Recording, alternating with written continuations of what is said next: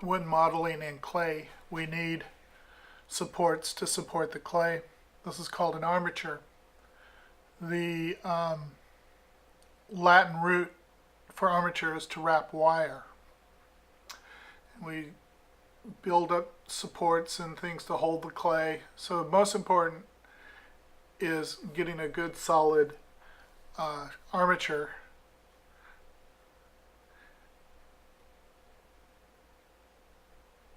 to support the clay.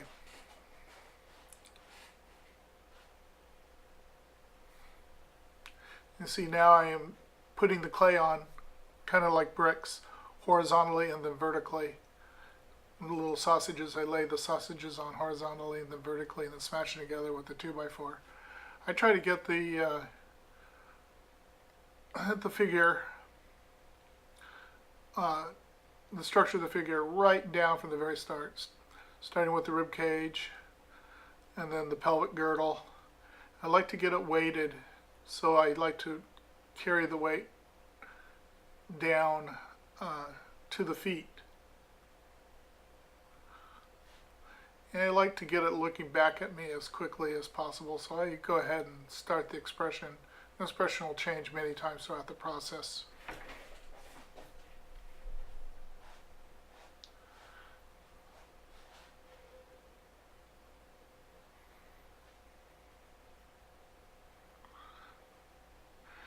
Now this face I'm just mostly working from my imagination.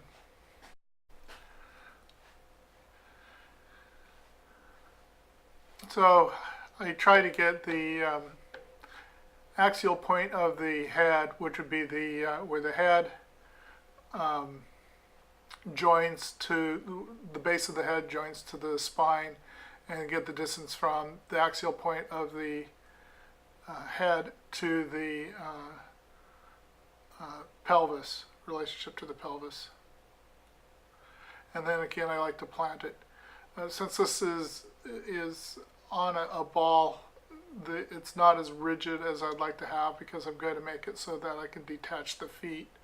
I generally like to have it much more rigid than this. Of course, this is how I make a ball. This is called a screed. I've sped up this section. There's a two-step process in making the ball. I first make the ball with the screed, and then I have another tool that I use in the clay that will smooth out the clay. You manufacture it out of plaster.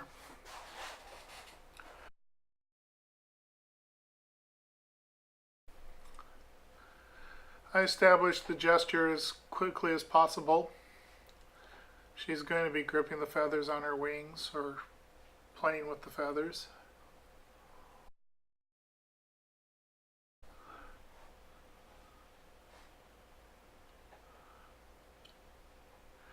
Getting the slope of the rib cage and the muscles that'll go underneath the breast. It's always very important. Building up the shoulder girdle.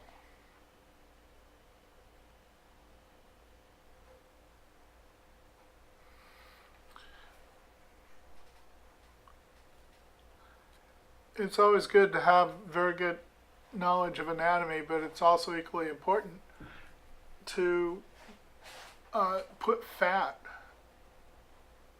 get the fatty layers in as well. The fat tends to give the modeling some life.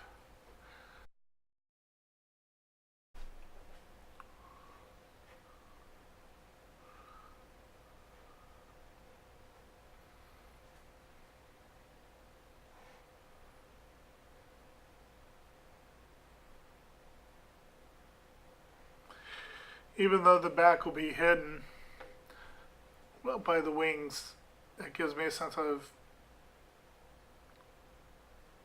it's important to know where the back is in case a portion of it's going to be exposed. So it's got to be correct right off the right from the beginning.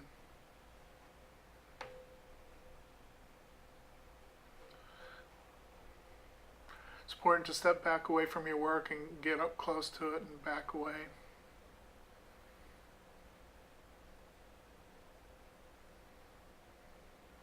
Constantly changing my light. So with light is your medium.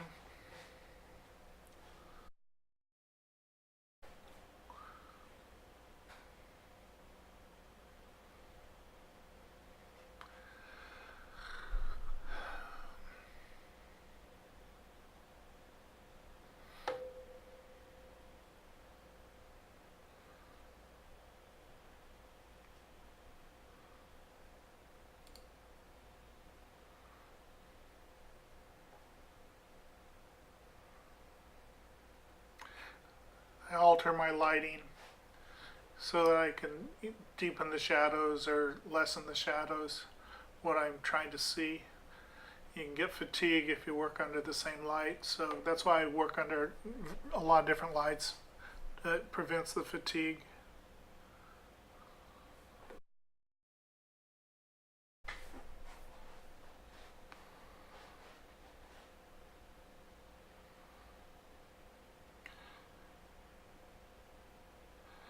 You always measure from bony points. You don't measure from fleshy points because fleshy points tend to move.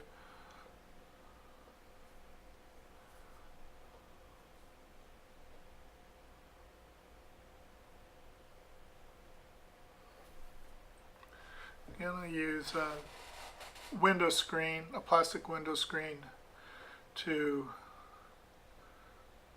draw off, to window screen to smooth the surface.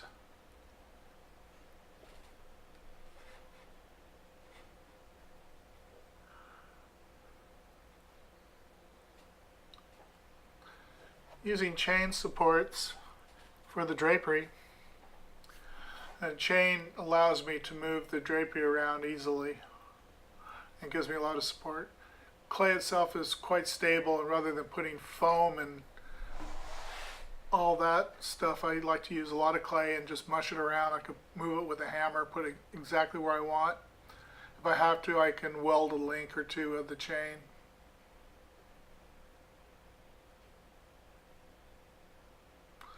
And I speeded it up here.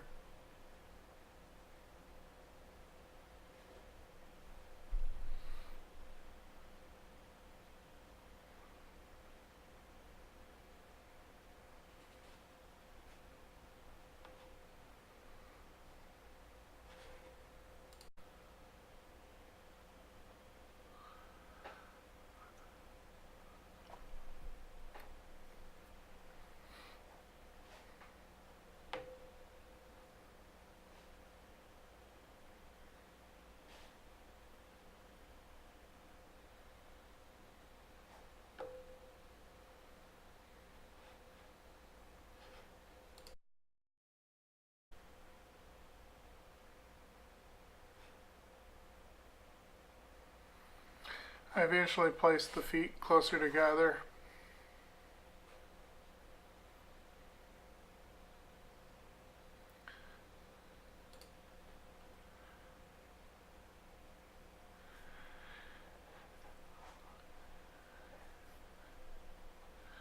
At this point in my life, I had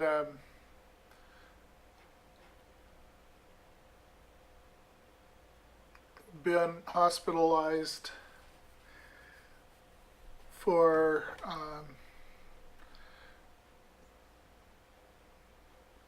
heart condition, and the second time I just got out of the hospital, spent 4 days in the ICU, almost bled to death because of the medicine that I was prescribed.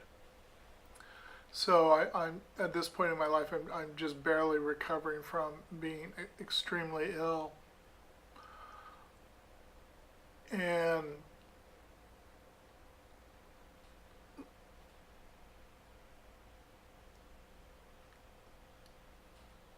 they wanted to do a double bypass on my heart, and while I was waiting for the Social Security to kick in, and the Social Security said I made too much to get any Social Security benefits, and so I was researching natural ways to aid the heart, and I'm 100% off all heart medications now. It was very touch and go for a while. I was very very ill. You see that pot belly I had was from the gastric surgery that I had to stop the internal bleeding, and then my stomach just grew enormously. I'm getting that down now, but it's still kind of big.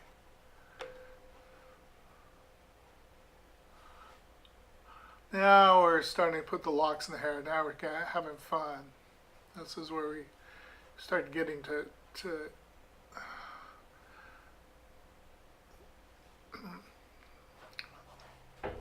adding the features, which is always fun.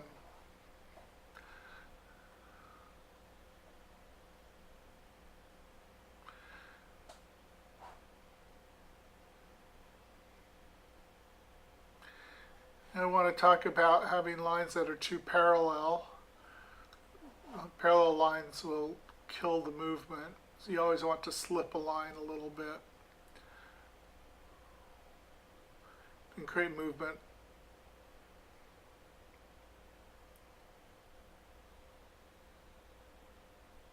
So you try to break up those parallel lines as best as possible. So there's main thrust from the face going that way. The next movement the line will slip. Come on, show the line. There we go. There's the next line, slipping that line, slipping the line, changing the direction of the line. That's called the Broke spiral. Slipping the line, changing those movements, and then countering back into themselves again.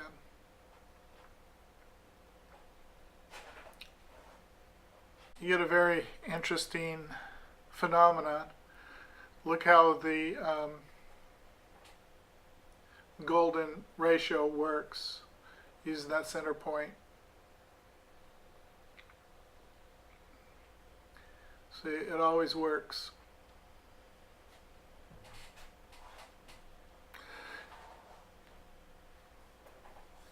You can put it on any point and it will work. There we go, from the eye, through the hair to the chest. Be aware of those lines, those shapes. This is actually the essence of the classical sculpture.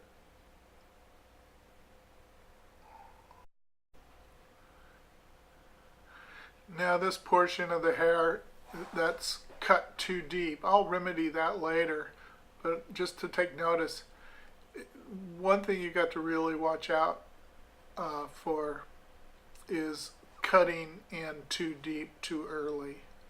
That's a no-no. You'll learn why a little bit later on as to why it's important not to cut in too deep. Well, particularly when you start with carving, you don't want to cut in too deep because then you start limiting your options. And the same way is true with the clay. It becomes disturbing to the eye. Big, full movements and shapes. Also, that's a negative shape, so it gets a kind of a negative implication. If it were a convex shape, it would be more appealing. I may spend a day working on a spot like that and then end up throwing clay over it the next day. It just all depends. Okay, you don't want parallels, so I've got two shapes there and I've got to shift them so that they're not parallel. So I drop the outside one, the inside one springs up, the outside one springs down. And then the bigger motion, always paying attention to the big shapes and little shapes leading in. The big shapes leading into the smaller shapes.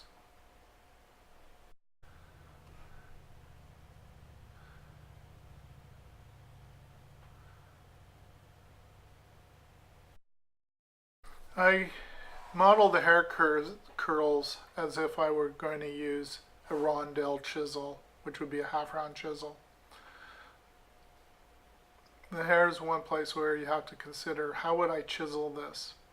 So I'd use rondelles or rounds, and you always keep the movement slipping. Each curl slips, the rondelle slips. So these all be half round loops that I model the hair with.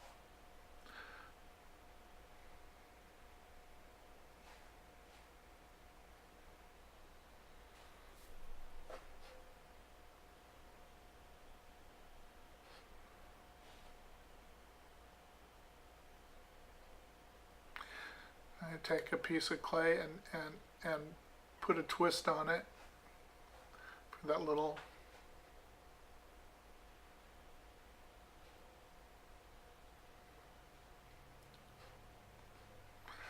The nice thing about clay is you can add and subtract infinitely.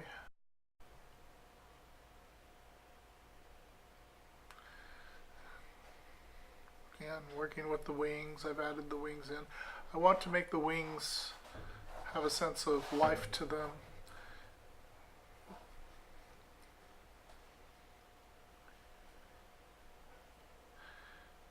Think about how I would carve them. It's hard to make the feathers look like feathers without making them look like leaves. They've got to have a sense of featherness about them at all times. You notice that the really good sculptors in Italy, 19th century sculptors, Cimiteri Stagliano, how you can see the angel wings have there's a whole art form developed in the 19th century that is just absolutely gorgeous. They're using a garden sprayer to keep her wetted down.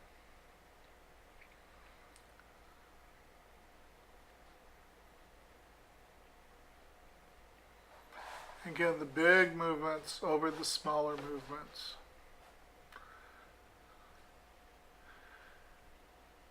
You got the big primary flights and the secondary flights and the primary coverts and the secondary coverts and all the different, this is all exaggeration. So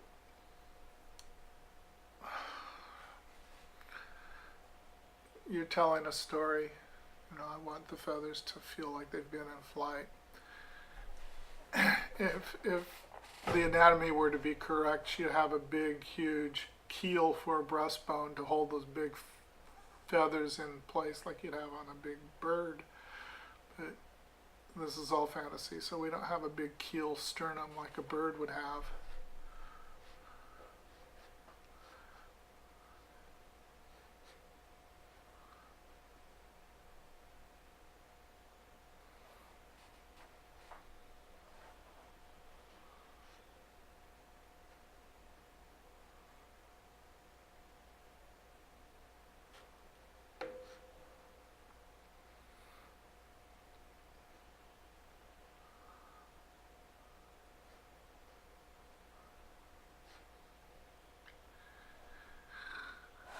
I can see a lot of problems with the back of the hair.